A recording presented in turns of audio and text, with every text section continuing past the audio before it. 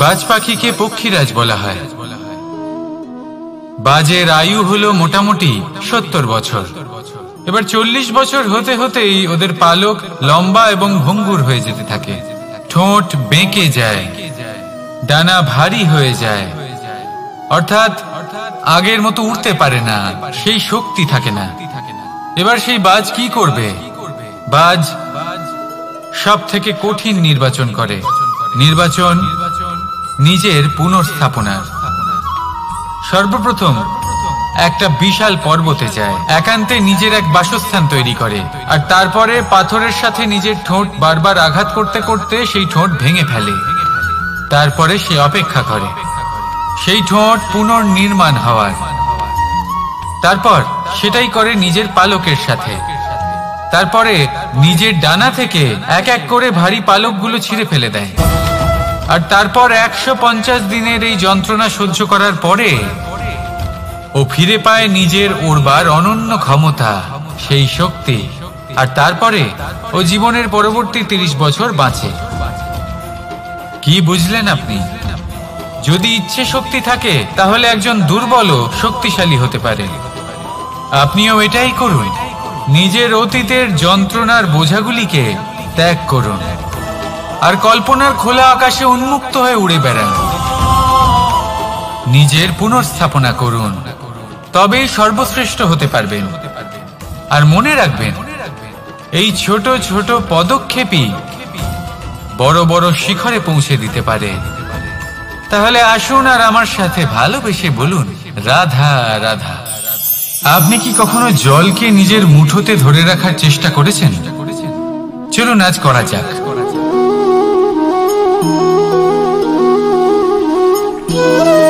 যদি আপনি নিজের মুঠো জোরে বন্ধ করেন, জল ধরে রাখতে পারবেন না। যদি আপনি তাকে এমনি বইতে দেন, তাহলে ও নিজের পথ নিজেই করে নেবে আর আপনার হাতেও থেকে যাবে। আমাদের জীবনও হলো কিছুটা এরকম, জলের মতো। নিজের পথ নিজেই করে নেয় এই জীবন। প্রত্যেক সমস্যার সমাধান নিজেই করে নেয় এই জীবন। তাই জীবনে যখন কোনো পরিস্থিতি আমাদের প্রতিকূল হয়ে থাকে, কিছুই হয়তো আমরা বুঝতে পারছি না, কিছুই যখন বসে থাকে না, তখন আমরা হতাশ হয়ে পড়ি, নিরাশ হয়ে পড়ি। আর এটাই করা উচিত নয়। শান্ত মনে দেখতে হবে যে এই জীবনে আসলে কি ঘটে চলেছে। কষ্ট সবাই ভোগ করেন। কষ্ট পেলে কেউ রেগে যান, রেগে গিয়ে পরাক্রম দেখান। এটাই তো করা উচিত নয়। শান্ত মনে সেটাই করতে হবে যা জীবন আমাদের শেখাতে চাইছে। জীবন আমাদের সব শিখিয়ে দেবে, শুধু মনে রাখবেন কখন প্রয়াস করতে হবে আর কখন আমাদের প্রতীক্ষা করতে হবে, সেটা আগে আপনাকে বুঝতে হবে। তাহলে আসুন আমার সাথে ভালোবেসে বলুন, রাধা রাধা। বল, শক্তি, পরাক্রম এই সংসারের বিকাশের মূল। কিন্তু কখনো ভেবেছেন যে প্রকৃতি আমাদের এই বল, শক্তি, পরাক্রম কেন দিয়েছেন? যাতে আমরা জীবনে কারোর উদ্ধার করতে পারি, কাউকে সাহায্য করতে পারি, কারোর জন্য ভালো কিছু করতে পারি, কোনো গরিব অসহায় মানুষের জন্য কিছু করতে পারি। এই বল, এই শক্তির সদ্ব্যবহার করতে পারি। কখনো দেখেছেন এমন মানুষ যার কাছে অসীম শক্তি আছে, কিন্তু তার সাথে অসম্ভব অহংকারও রয়েছে? যিনি নিজেকে সর্বশ্রেষ্ঠ বলে মনে করেন, খারাপ কাজও করেন। আপনি দেখবেন প্রকৃতি এবং মানুষ তাকে ভাঙতে সর্বদা চেষ্টা করেন। মনে রাখবেন, যতই সুবিশাল পর্বত হোক না কেন, তা যদি পথে পড়ে, তাকে ভেঙে পথ প্রশস্ত করা হয়। যদি আপনার কাছে বল থাকে, শক্তি থাকে, পরাক্রম থাকে, তাহলে তার সদ্ব্যবহার করুন। কাউকে সাহায্য করুন, কাউকে রক্ষা করুন। যদি আপনি আপনার শক্তির দুর্ব্যবহার করেন, তাহলে মনে রাখবেন আপনি নিজের বিনাশ নিজেই আমন্ত্রণ করছেন। এবার বল অর্জন করার পরে, শক্তি অর্জন করার পরে আপনি নিজেকে বিনাশ করতে চান নাকি এই সংসারের উদ্ধার করতে চান? সিদ্ধান্ত আপনার। রাধা রাধা। মানুষ আর ধন, এই দুইয়ের মধ্যে সম্পর্ক খুব ঘনিষ্ঠ। ধন হলো সেই শক্তি যার ব্যবহার মানুষ করে থাকে সাংসারিক বস্তু ক্রয় করার জন্য, নিজের জীবন যাপন করার জন্য। আর মানুষ হলো সেই শক্তি যারা ধনকে গুরুত্বপূর্ণ করে তোলেন। এবার একটা কথা বলি, ব্যবহার করা উচিত ধনকে আর ভালোবাসা উচিত মানুষকে। এটা বেশিরভাগ মানুষই বোঝেন না। মানুষ এখানেই সব থেকে বড় ভুল করে বসেন। তারা ভালোবাসেন ধনকে আর ব্যবহার করেন মানুষকে। এ হলো অনুচিত। দেখুন, আপনি একটা সূচের দ্বারা যুদ্ধ করতে পারবেন না, আর কোনো তলোয়ার দ্বারা বস্ত্র সেলাই করতে পারবেন না, তাই না? কোনটা কিসের জন্য হয় সেটা বোঝা অত্যন্ত জরুরি। আপনিও সঠিক দিকে অগ্রসর হন। মানুষকে ভালোবাসুন আর ধনকে ব্যবহার করুন। যদি আপনি মানুষকে ব্যবহার করেন তাহলে আপনি ভালোবেসে ফেলবেন ধনকে, আর এই ভালোবাসা ধীরে ধীরে পরিণত হবে লোভে, আর ধীরে ধীরে এটা আপনাকে বিনাশ করে দেবে। তাহলে সমস্ত মানুষকে ভালোবাসুন আর এইভাবে ভালোবেসে বলুন, রাধা রাধা। সাফল্য কে না চান? সাফল্য লাভ করার, শিখরে পৌঁছানোর আলাদাই একটা আনন্দ রয়েছে। আর আপনজনদেরও কে না চান? প্রত্যেক মানুষ চান যেন জীবনে তার কোনো আপনজন থাকে, যারা সব সময় তাদের সাথে থাকবে। কারণ আপনজনের সাথেই তো সাফল্যের আনন্দ সব থেকে বেশি পাওয়া যায়। কিন্তু আসলে কি হয়, অনেক সময় সাফল্যের খোঁজে সেই পথে চলতে চলতে আমরা আপনদের থেকে দূরে চলে যাই। না চাইতেও দূরে চলে যেতে হয়, ওনাদের সাথে সময় কাটাতে পারি না। আর আমরা ভুলে যাই যে সাফল্যের আসল আনন্দ আপনজনদের সাথেই পাওয়া যায়। সফল হওয়ার পরে আপনদের সাথে দেখা হলে তাদের চোখে আমাদের জন্য যে আবেগ থাকে, যে সম্মান, যে প্রেম থাকে, সেটাই হলো আসল পুরস্কার। আমরা সেই কথা ভুলে যাই এবং একা হয়ে পড়ি। বেশিরভাগ সময় এটাই হয়। বেশিরভাগ সময় সফল মানুষগুলি একা হয়ে যান। এবার আপনি কি চান? আপনি অসফল হয়ে দিনগুলি একাকিত্বে কাটাতে চান, নাকি সফল হয়ে আপনজনদের সাথে আনন্দে থাকতে চান? সেই সিদ্ধান্ত আপনার। সাফল্যের পেছনে ছুটুন, নিজেকে উজাড় করে দিন, কিন্তু আপনজনদের সঙ্গ ত্যাগ করবেন না। সেই আপনজন যারা আপনার সাফল্যের জন্য দায়ী, সেই আপনজন যিনি আপনার সাফল্যে আনন্দ পান, সুখ লাভ করেন, তাদের কখনো ত্যাগ করবেন না। আসুন আমার সাথে ভালোবেসে বলুন, রাধা রাধা। ভগবান আর ভক্ত যখন একাকার হয়ে যায়, যখন ভক্ত তার ভগবানের প্রতি এবং নিজের জীবনের উদ্দেশ্যের প্রতি সম্পূর্ণরূপে সমর্পিত হয়, তখন জন্ম নেয় ভক্তি। এই সংসারের সমস্ত আশা হয়তো আপনার সঙ্গ ত্যাগ করে দিতে পারে, তখনও ভক্তি সাথে থাকবে। ভক্ত আর ভগবান যখন একাকার হয়ে যায়, তাদের মধ্যে কোনো পার্থক্য থাকে না। তারা এক হয়ে যায়, এক ব্যক্তিত্ব, এক অস্তিত্ব। সেই জন্য কখনো জীবনে যে কোনো রূপেই, যে কোনো প্রকারেই, যে কোনো ঈশ্বরকে মান্য করুন। মনের মধ্যে শ্রদ্ধা ভাব জাগ্রত করুন, মনে ভক্তি ভাব জাগ্রত করুন। এই সমগ্র সংসারে সব কিছু আপনাকে ছেড়ে চলে গেলেও তখনও এই ভক্তি শুধুমাত্র আপনার উত্থান ঘটাবে। তাই মনে ভক্তি জাগ্রত করুন আর আমার সাথে ভালোবেসে বলুন, রাধা রাধা। শব্দই হলো শূন্য, শব্দই হলো আরম্ভ, শব্দই হলো অন্ত, শব্দই হলো অমর, শব্দই হলো ব্রহ্ম। এই শব্দ হলো অত্যন্ত বিশেষ। কেউ কাঁদলে তাকে হাসিয়ে তোলে, কেউ হাসলে তাকে কাঁদিয়ে দেয়। কারোর মনে উদ্দীপনা জাগিয়ে তুলতে পারে, আবার কারোর মনে কাঁটা হয়ে বিঁধে থাকতে পারে। একটা অত্যন্ত গুরুত্বপূর্ণ কথা যা বোঝা অত্যন্ত আবশ্যক। আপনার মন, আপনার হৃদয়ে যতই শুদ্ধ হোক না কেন, যতই পবিত্র হোক না কেন, আপনার দৃষ্টিভঙ্গি যতই স্পষ্ট হোক না কেন, যদি আপনার কথা পবিত্র না হয়, যদি আপনার শব্দ শুদ্ধ না হয়, তাহলে তা আপনাকে আপনার কর্মফল ভোগ করতে বাধ্য করবেই। একটা সহজ উদাহরণ দিই, আপনার জীবনে এমন কেউ অবশ্যই থাকবেন যাকে আপনি পছন্দ করেন না, যিনি হয়তো অধর্মী মানুষ, যিনি হয়তো দুর্বুদ্ধি সম্পন্ন মানুষ, কিন্তু তার জন্য অপশব্দ প্রয়োগ করলে তার মধ্যে কোনো পরিবর্তন আসবে না, তার মানসিকতা বদলাবে না, শুধু মনে প্রতিশোধ স্পৃহা জেগে উঠবে, মনে হিংসা জাগবে, আর কিচ্ছু না। সেই জন্য নিজের শব্দকে নিয়ন্ত্রণ করুন, নিজের কথা সংযত করুন। শ্রেষ্ঠ থেকে শ্রেষ্ঠতর মানুষকেও সাবধানী হতে হয়, কারণ যদি এই শব্দের প্রয়োগ সঠিক না হয়, তাহলে আজীবন মানুষকে নির্বাক হয়ে থাকতে হতে পারে। তাহলে নিজের শব্দ নিয়ন্ত্রিত রাখুন, নিজের কথাকে শুভ করুন, এতে প্রেমবোধ জাগিয়ে তুলুন, আর সেই প্রেমবোধ নিয়েই বলুন রাধা রাধা। বরদান এবং অভিশাপ, এই দুই হলো একই মুদ্রার দুটি পিঠ।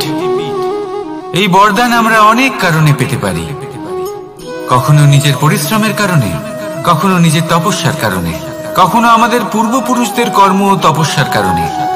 কিন্তু এই বরদান কতক্ষণ বরদান থাকবে তা আমরা নিশ্চিত করতে পারি না, তা সুনিশ্চিত করে শুধুমাত্র আমাদের কর্ম। যদি আপনাকে উদাহরণ দিই, আপনি রেশমের কীট দেখেছেন? ও বরদান পেয়েছে যে ও নিজের সুরক্ষার জন্য খোলস বানাতে পারে। এবারও তাতে এত মত্ত হয়ে যায় যে এমন এক আবরণ বানিয়ে ফেলে যাতে সে নিজেই আবদ্ধ হয়ে চাপা পড়ে মরে যায়। এটার তাৎপর্য কি? তাৎপর্য খুবই সরল। গর্ব করা খুবই ভালো, কিন্তু অহংকার করা কখনোই উচিত নয়। যদি অহংকার মনের মধ্যে প্রবেশ করে, তাহলে এই বরদান অভিশাপে পরিণত হতে সময় লাগে না। আর যদি কর্মশ্রেষ্ঠ হয়, তাহলে অভিশাপ বরদানে পরিণত হয়। তাহলে আসুন শ্রেষ্ঠ কর্ম করুন, আর আমার সাথে ভালোবেসে বলুন রাধা রাধা। সুখ, দুঃখ, মৃত্যু, মহামারী, এগুলো কখনো বলে আসে না, আবার জিজ্ঞাসা করেও আসে না। এমনই হয় দ্রুত ক্রীড়ার এই খেলায়। এক কারাগারের মতো, একটা মাকড়সার জালের মতো। যেমন একটা মাকড়সার জাল একটা পোকাকে নিজের দিকে আসতে আকর্ষিত করে নিজের চমকের দ্বারা, নিজের গঠন দ্বারা, সেরকমই দ্রুত ক্রীড়ার এই খেলা মানুষকে নিজের দিকে আসতে প্ররোচিত করে। শেষে গিয়ে মানুষ আটকা পড়ে। পার্থক্য শুধু এটাই, যখন এক পোকা এই জালে জড়িয়ে পড়ে তখন সে তার প্রাণ হারায়। মানুষ যখন এই দ্রুত ক্রীড়ায় আকর্ষিত হয়, সে নিজের মান, নিজের ধন সবকিছু হারায়, নিজের বিবেক হারিয়ে ফেলে। কিন্তু আপনি আপনার বিবেক কখনোই হারাবেন না। যদি আপনার মনে লোভ চলে আসে, আপনি লোভী হয়ে ওঠেন। যদি আপনি দ্রুত ক্রীড়ার এই খেলায় আটকা পড়েন, তাহলে মনে রাখবেন এই খেলা থেকে ফিরে আসা প্রায় অসম্ভবই বলা যায়। নিজের বিবেক কখনো হারাতে দেবেন না, কারণ বিনাশ আসার প্রথম লক্ষণ হলো বিবেকের বোধ চলে যাওয়া। এই প্ররোচনায় কখনো পা দেবেন না। আর আমার সাথে ভালোবেসে বলুন রাধা রাধা। বিজয়, বিজয় লাভের জন্য মানুষ কি না করে থাকে, যে কোনো সম্ভাব্য প্রচেষ্টা করে। কিন্তু নিজের বিজয় লাভের জন্য বাজিতে যা ইচ্ছে তাই রেখে দেওয়া কি উচিত কাজ? কখনোই নয়। নিজের হারানো সম্মান, নিজের হারানো সম্পত্তি, নিজের হারানো অধিকার ফিরে পাওয়ার শুধু একটাই পথ রয়েছে, আর তা হলো পুরুষার্থ, দ্রুত ক্রীড়া নয়। যে মানুষ নিজেই হেরে গেছে, নিজেই নিজের জয়লাভ করার জন্য অন্য কাউকে কিভাবে বাজিতে রাখতে পারে? এ হলো সম্পূর্ণরূপে অনুচিত, অনেক সময় অনেক ধন লাভ করার জন্য, অনেক সম্পত্তি লাভ করার জন্য আমরা নিজের আসল ধন, আমাদের আপনজন, তাদেরকে হারিয়ে ফেলতেও প্রস্তুত হয়ে যাই। এটা একেবারেই উচিত নয়। যত বড়ই সংকট আসুক না কেন, আমাদের আপনজনদের আমাদের সাথেই রাখা উচিত। নিজের বিজয়ের জন্য ওনাদের বাজি রাখা ঠিক নয়। এই ভুল কেউ একজন করেছেন, আপনি তা ভুলেও করবেন না। রাধা রাধা। নারী জন্মসূত্রে কারোর কন্যা, ধর্মসূত্রে কারোর পত্নী, আর কর্মসূত্রে কারোর মা। আমাদের মনে এই ছবি আঁকা রয়েছে একজন নারীকে নিয়ে, তাই না? একটা অতুলনীয় ভূমিকা রয়েছে নারীদের আমাদের জীবনে, আর নারী ছাড়া আমরা কিছুই নই। কিন্তু অধিকার, সেখানে আমরা একটা ভুল করে বসি। যখন নারী একজন কন্যা থাকে, যখন সে জন্ম নেয়, তখন তার ওপর অধিকার থাকে তার পিতার। আর তারপর যখন বিয়ে হয়ে যায়, তখন তার অস্তিত্বের উপর অধিকার থাকে তার স্বামী। আর যখন তিনি মা হন, তখন নিজেই তিনি জীবনের সমস্ত অধিকার দিয়ে দেন তার সন্তানকে। কিন্তু আমরা কি কখনো এটা ভেবেছি এই জীবন হলো তার নিজের? যে নারী সবার কল্যাণ করছেন, তার জীবনের অধিকারও তার কাছেই থাকা উচিত, তাই না? তার নিজের জীবনের সিদ্ধান্ত সে নিজেই নিতে পারেন, নিজেই নিজের ভাগ্যের রচয়িতা হতে পারেন। আর এর জন্য আমাদের নিজেদের পাল্টাতে হবে, দৃষ্টিভঙ্গি পাল্টাতে হবে। কারণ এই ধারণা সেটা আজ বা কালকের ব্যাপার নয়, এটা ঘটে চলেছে বহু বছর ধরে, আর চলতেই থাকবে যদি আমরা এটা না বদলাই। আর এটা তখনই সম্ভব হবে যখন আমরা নিজেদের মধ্যে পরিবর্তন আনব। তাই আজকের পর থেকে, এই মুহূর্ত থেকে, কোনো নারীর ওপর অকারণ অধিকার স্থাপনের আগে সহস্রবার ভেবে দেখবেন। কারণ যখন নারী নিজের অধিকার কেড়ে নিতে বাধ্য হবেন, তখন শুধু এবং শুধুমাত্র বিনাশই ঘটবে। রাধা রাধা।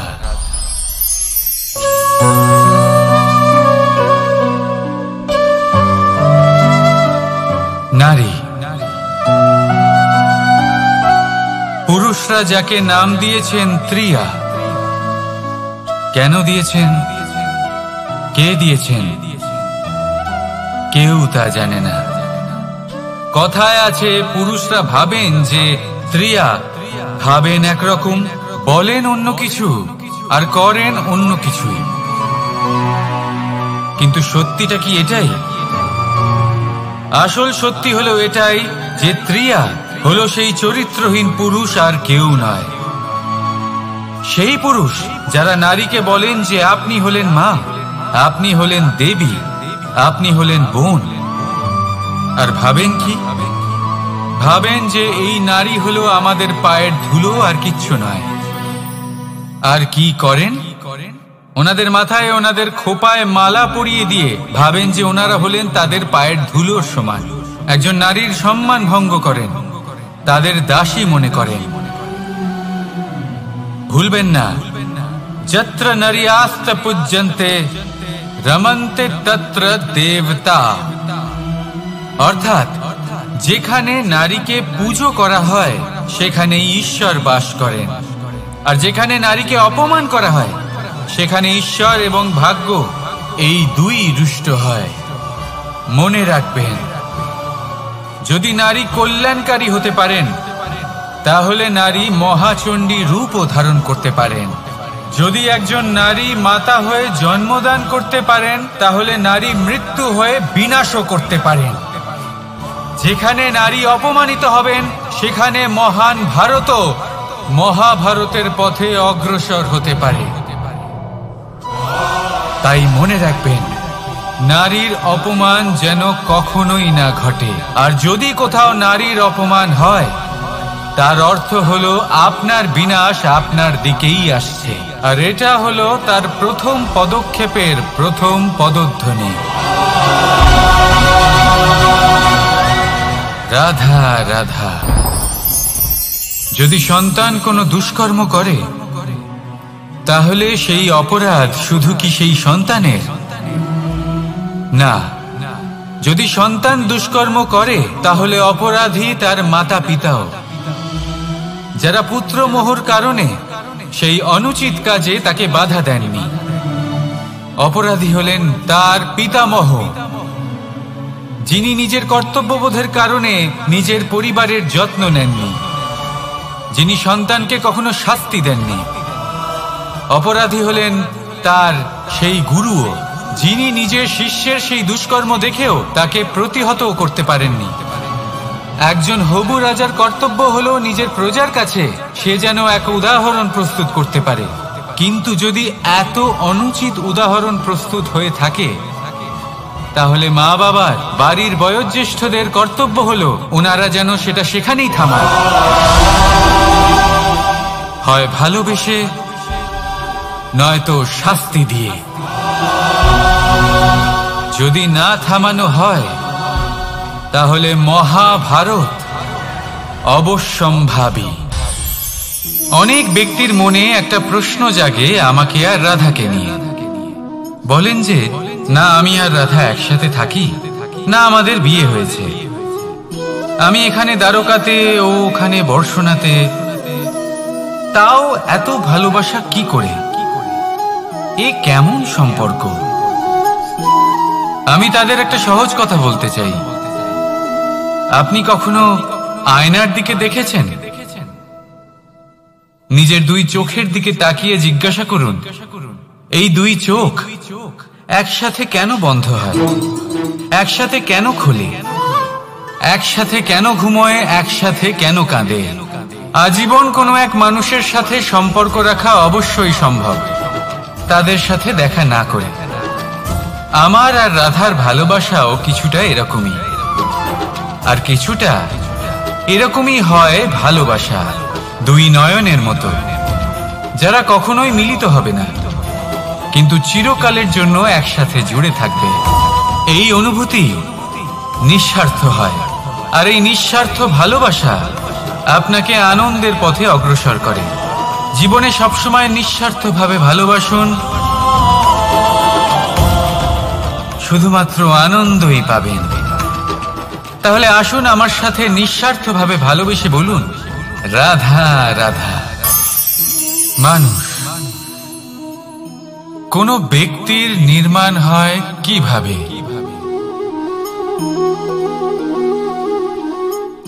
কেউ বলবেন পঞ্চতত্ত্বের দ্বারা, কেউ বলবেন আত্মা, দেহ ও চেতনার দ্বারা, কেউ বলবেন ঈশ্বরের কৃপার দ্বারা, তো কেউ বলবেন এই প্রকৃতির পরীক্ষার দ্বারা।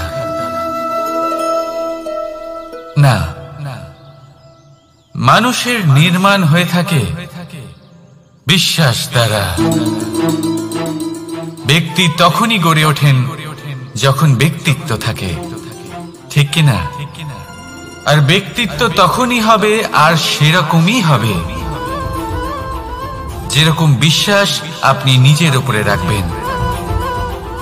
যদি আপনি মনে করেন আপনি বিষের ন্যায় হবেন তাহলে আপনি বিষাক্তই হবেন।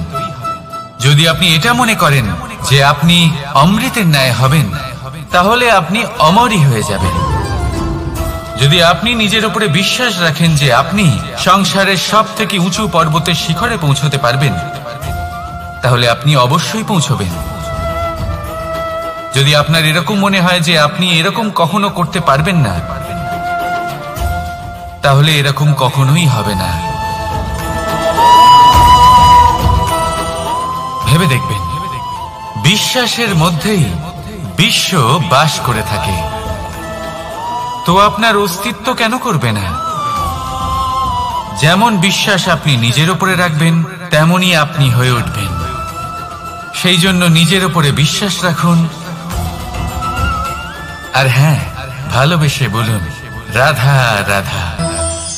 শত্রুতা, একজন মানুষ অন্য মানুষের সাথে শত্রুতা করে বসেন। দুজন ঘনিষ্ঠ বন্ধু, এমনও এক সময় আসতে পারে যখন এনারা একে অপরের শত্রু হয়ে ওঠেন। এর অনেকগুলো কারণ হতে পারে। কিন্তু মূল কারণ হলো আলোচনা। আগে হ্যাঁ, আপনি যদি কারোর বিষয়ে আলোচনা করেন তাহলে সে আপনার শত্রু হয়ে যেতে পারে। এবার মনে একটা প্রশ্ন আসতে পারে যে এটা কিভাবে সম্ভব হতে পারে? আলোচনা এটা তো অত্যন্ত জরুরি।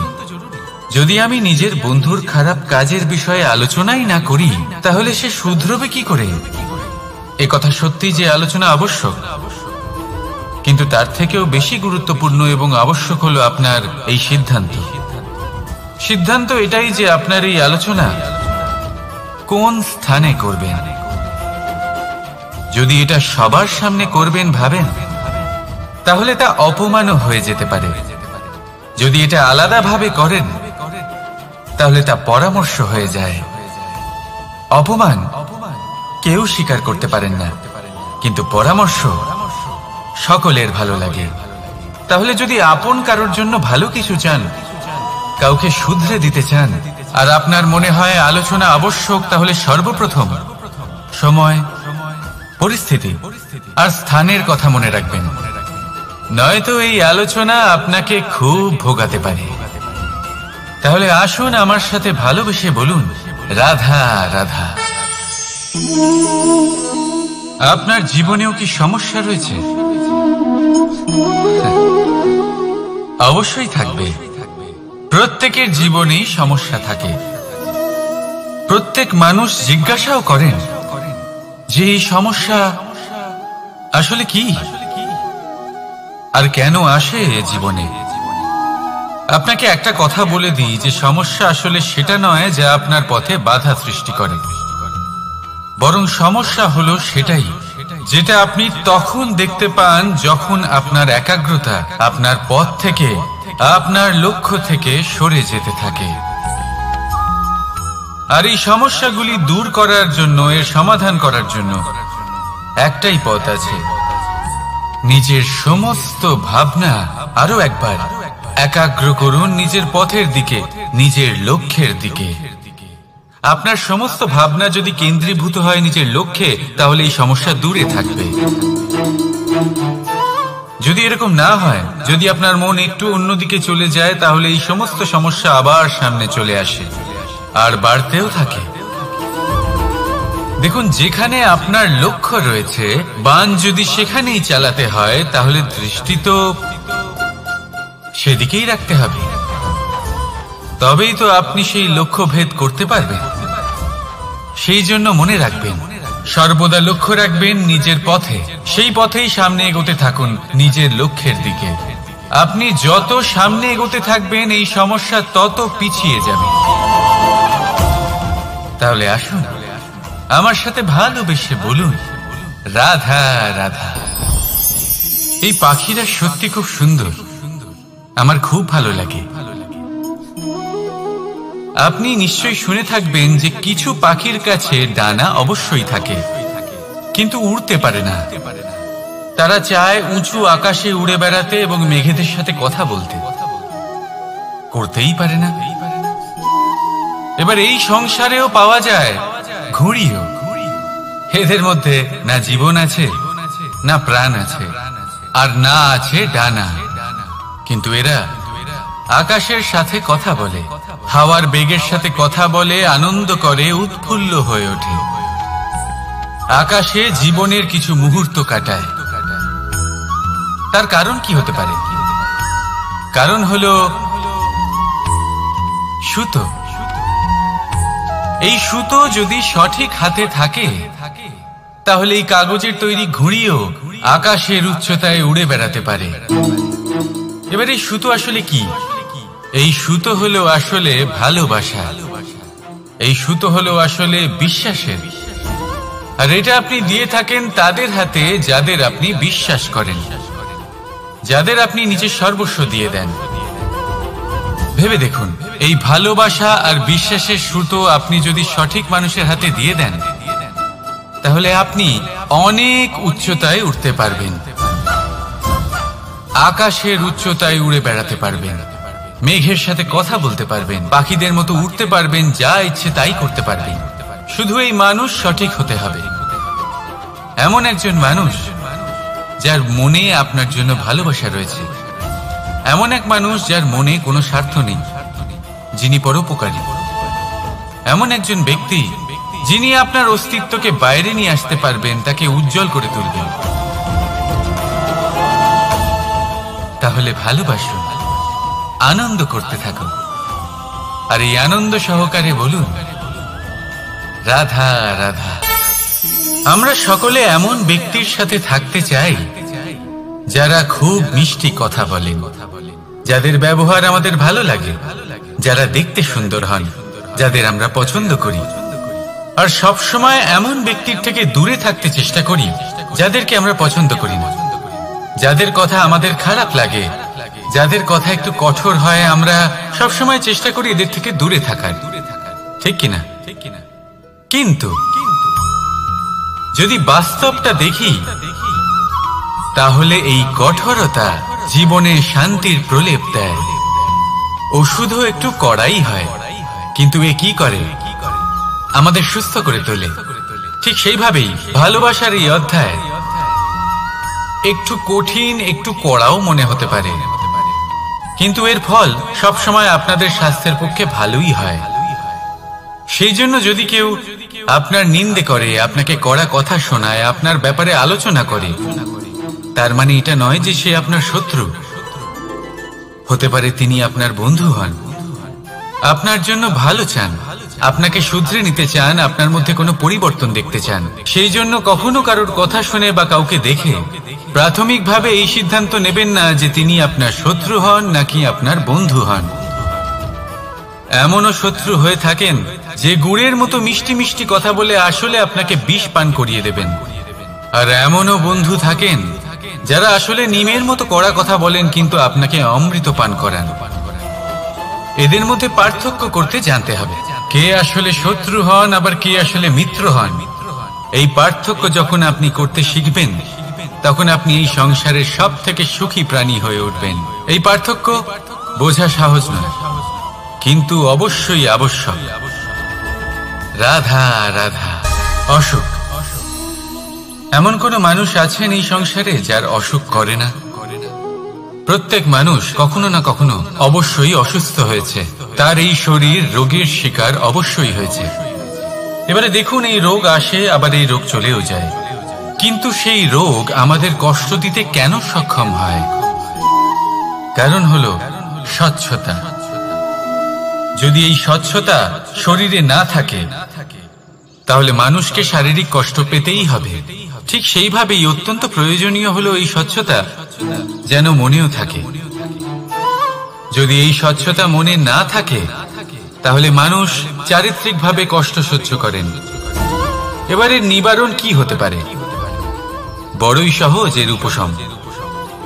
যদি রোগ শরীরে হয়, তাহলে সর্বপ্রথম স্বচ্ছতা বজায় রাখতে শিখুন, এই শরীরকে পরিষ্কার রাখতে শিখুন। বিচক্ষণতার সাথে এই রোগের সম্মুখীন হন, ভয় পাওয়ার কোনো দরকার নেই। ব্যায়াম করতে থাকুন, সব ঠিক হয়ে যাবে। সেইভাবেই যদি এই অসুখ মনে হয়, তাহলে কি করা যায়? সর্বপ্রথম তার আধারের উপরে নজর দিন। আপনার এই আধারই হলো আপনার আহার। যা আপনি আহার করবেন, সেরকমই মানুষ হয়ে উঠবেন। সেইভাবেই আপনি যেরকম ভাবেন, সেরকমই মানুষ হয়ে উঠবেন। সেই জন্য নিজের ভাবনাকে শুভ করুন, নিজের দৃষ্টিভঙ্গিকে শুভ করে তুলুন, সবকিছু সঠিক হবে। আপনার আমার সবার মধ্যেই এক রাক্ষস বাস করে, তার সম্মুখীন হন, তাকে পরাস্ত করুন। তাহলে এই রোগ সে শরীরেই হোক বা মনের মধ্যে, যদি সঠিক সময় তাকে আটকানো না যায়, তাহলে যে কোনো সময় তা মহামারীর রূপ ধারণ করবে। সেই জন্য সাবধানে থাকুন, সুস্থ থাকুন। তাহলে আসুন, আমার সাথে ভালোবেসে বলুন রাধা রাধা।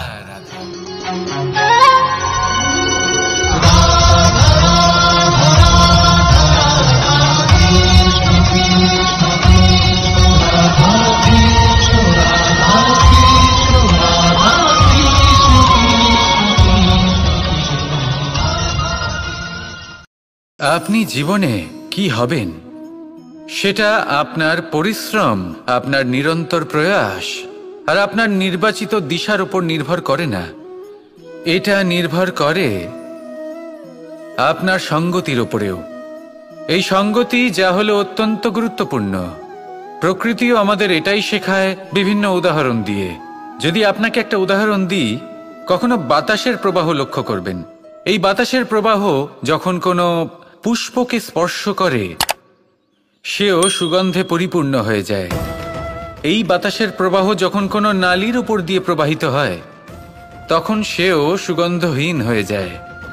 এ সঙ্গতির প্রভাব যা মানুষকে কোথা থেকে কোথায় নিয়ে যেতে পারে আপনি জানতেও পারবেন না। এ হলো সঙ্গতির প্রভাব, যেখানে চানার সাথে গুড়ও মিশে যেতে পারে।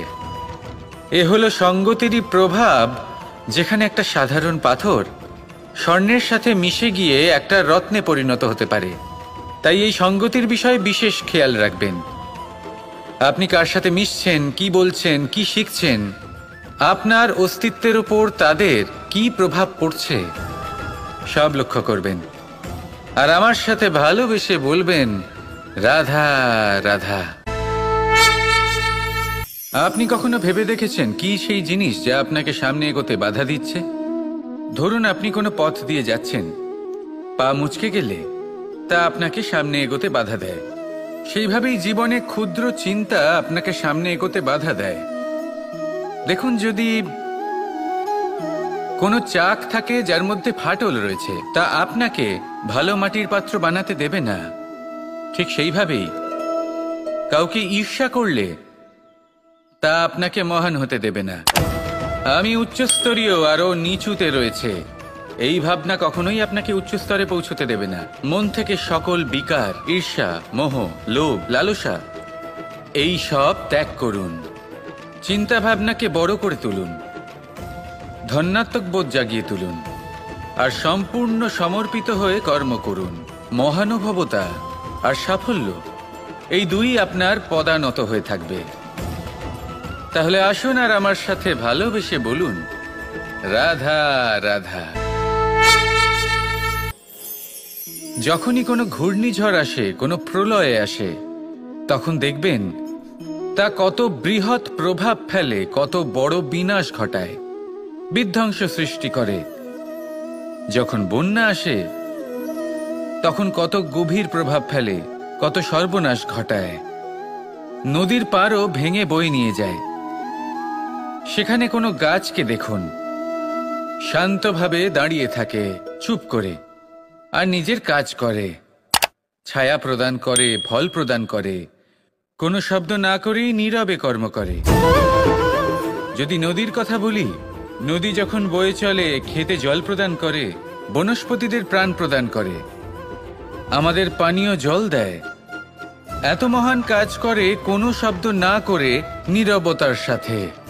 এ হলো এক শিক্ষা যে এই সংসারে যারাই মহান কর্ম করেন তারাই নীরব থেকে সেই কর্ম করতে থাকেন, কারণ ওনারা জানেন যে গুরুত্বপূর্ণ প্রচার নয়, বরং কর্ম।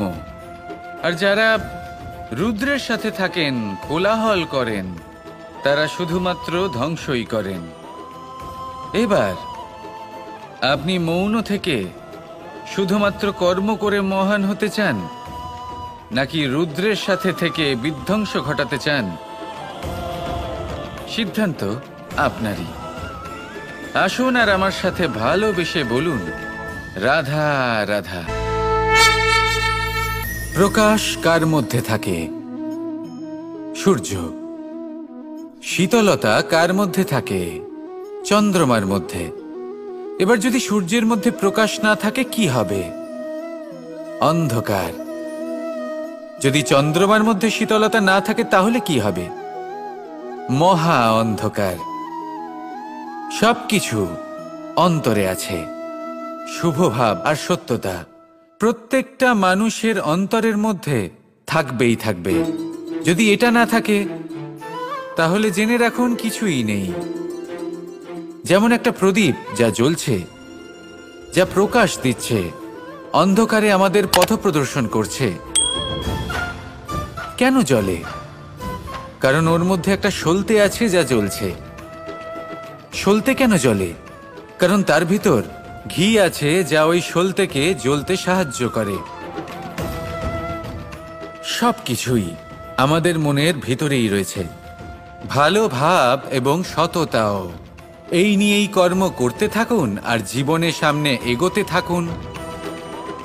সমস্ত জীবন আলোকিত হয়ে উঠবে। আসুন আর আমার সাথে ভালোবেসে বলুন, রাধা রাধা।